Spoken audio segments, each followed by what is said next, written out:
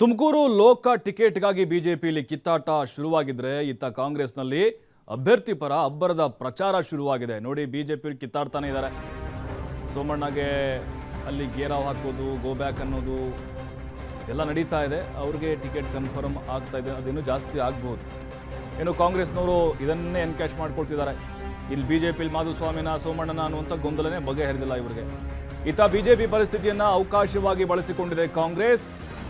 ಅಭ್ಯರ್ಥಿಯನ್ನು ಅಂತಿಮಗೊಳಿಸಿ ಪ್ರಚಾರಕ್ಕಿಳಿಸಿದ್ದಾರೆ ಕಾಂಗ್ರೆಸ್ನ ಕಲಿಗಳು. ಮುದ್ದಹನುಮೇಗೌಡರು ಈಗಾಗಲೇ ಅಲ್ಲಿ ಅಭ್ಯರ್ಥಿಯಾಗಿದ್ದಾರೆ.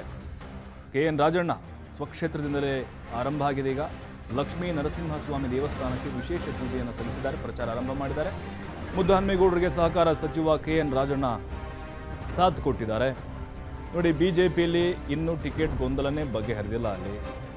ಅಲ್ಲಿ ಸೋಮಣ್ಣನ ಅಥವಾ ಮಾಧುಸ್ವಾಮಿ ಅವರ ಅಂತ. ಆದರೆ ಕಾಂಗ್ರೆಸ್ನವರು ಏನು ಮಾಡ್ತಿದ್ದಾರೆ, ಪರಿಸ್ಥಿತಿಯ ಲಾಭವನ್ನು ತೆಗೆದುಕೊಳ್ತಾ ಇದ್ದಾರೆ. ಇದೇ ಅವಕಾಶವನ್ನು ಬಳಸಿಕೊಳ್ತಾ ಇದ್ದಾರೆ. ಅವ್ರು ಕಿತ್ತಾಡ್ಕೊಳ್ರಿ, ನಮ್ಮ ಪ್ರಚಾರವನ್ನು ನಾವು ಶುರು ಮಾಡೋಣ ಅಂತ ರಾಜಣ್ಣ ಅವರ ಕ್ಷೇತ್ರದಿಂದಲೇ ಈಗ ಅಧಿಕೃತವಾಗಿ ಪ್ರಚಾರವನ್ನು ಶುರು ಮಾಡಿದ್ದಾರೆ. ಲಕ್ಷ್ಮೀ ನರಸಿಂಹ ದೇವಸ್ಥಾನದಲ್ಲಿ ವಿಶೇಷ ಪೂಜೆಯನ್ನು ಸಲ್ಲಿಸಿದ್ದಾರೆ. ಮುದ್ದಹನುಮೇಗೌಡರು ಏನು ಹೊಸ ಅಭ್ಯರ್ಥಿ ಏನಲ್ಲ, ಅವರು ಅಷ್ಟೇ ಪಕ್ಷಾಂತರ ಆಗಿ ಅಲ್ಲಿ ಬಿಜೆಪಿಗೆ ಹೋಗಿ ಟಿಕೆಟ್ ಸಿಗದೆ ಮತ್ತು ವಾಪಸ್ ಬಂದು ಟಿಕೆಟನ್ನು ಗಿಟ್ಟಿಸಿಕೊಂಡರು. ಈ ಹಿಂದೆ ಸಂಸದರಾಗಿದ್ದಂಥವರು, ಹಾಗಾಗಿ ಅವ್ರದೇ ಆದಂಥ ವರ್ಚಸ್ಸಿದೆ, ಜಾತಿಯ ಒಂದು ಬಲ ಕೂಡ ಇದೆ. ರಾಜಣ್ಣ ಇನ್ನಿತರ ಸ್ಥಳೀಯ ಕಾಂಗ್ರೆಸ್ ನಾಯಕರ ಸಹಕಾರ ಕೂಡ ಇದೆ. ಪರಮೇಶ್ವರ್ ಇವರೆಲ್ಲರಿಗೂ ಕೂಡ ಸಹಜವಾಗಿ ಅವ್ರಿಗೂ ಸಣ್ಣ ಪುಟ್ಟ ವಿರೋಧಗಳು ಇದ್ದರು. ಶಂಕುಸ್ಥಾಪನೆ ನಡೆಸಿ ಅದು ಕೂಡ ಉತ್ಪಾದನೆಯನ್ನು ಪ್ರಾರಂಭ ಮಾಡಿದೆ. ಮತ್ತು ತುಮಕೂರಿನಿಂದ ನಾವು ಗುಬ್ಬಿ, ತಿಪ್ಟೂರು ಮಾರ್ಗವಾಗಿ ಇವತ್ತೇನು BH ರಸ್ತೆ ಇದೆ, ಅದು ಇವತ್ತು 4 ಲೇನ್ ರಸ್ತೆ ಆಗ್ತಾ ಇದೆ. ಅದು ನಾನು ಲೋಕಸಭಾ ಸದಸ್ಯನಾಗಿದ್ದಂಥ ಸಂದರ್ಭದಲ್ಲಿ ಪ್ರಾರಂಭ ಆಯಿತು. ಅದಕ್ಕೆ ಮಂಜೂರಾತಿಯನ್ನು ದೊರಕಿಸಿಕೊಂಡು ಪ್ರಾರಂಭ ಮಾಡಿದ್ದೀವಿ. ಹಾಗೆ ಇವತ್ತು ಪಾಸ್ಪೋರ್ಟ್ ಆಫೀಸ್ ಕೂಡ ತುಮಕೂರಿನಲ್ಲಿ ಬಂದಿದೆ.